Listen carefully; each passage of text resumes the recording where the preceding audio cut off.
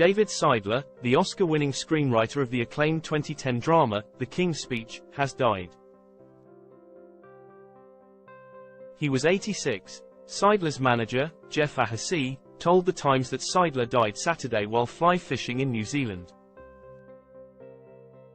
No specific cause of death was given, but Ahasi said, David was in the place he loved most in the world, New Zealand, doing what gave him the greatest peace, which was fly fishing. If given the chance, it is exactly as he would have scripted it.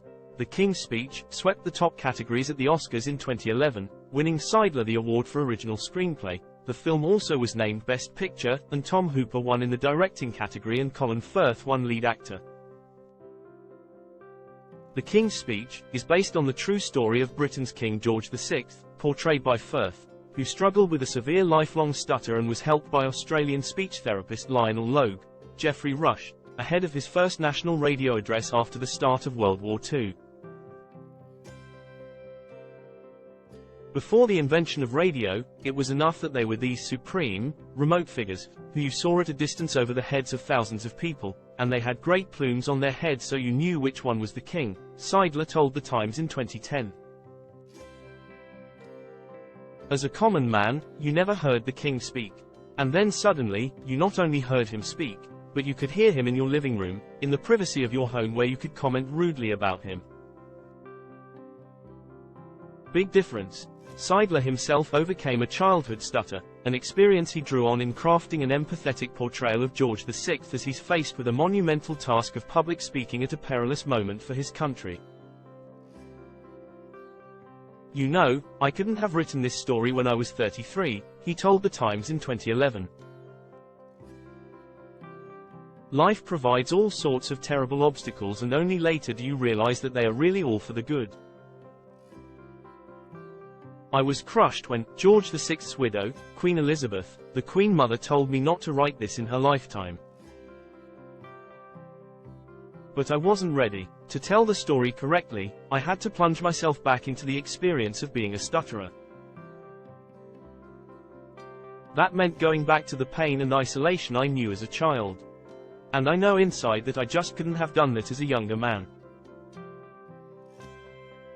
I wasn't ready until now. Seidler, who was born in 1937 in Britain, moved to the U.S. in the early days of World War II. He attended Cornell University, where he was friends with writer Thomas Pynchon. His early gigs in entertainment included writing Japanese monster movie translation dubs, and he broke into TV with the 1960s series, Adventures of the Sea Spray. Before The King's Speech, Seidler had an up-and-down career of features, including 1988's Tucker, The Man and His Dream, about automobile designer Preston Tucker, directed by his former high school classmate Francis Ford Coppola.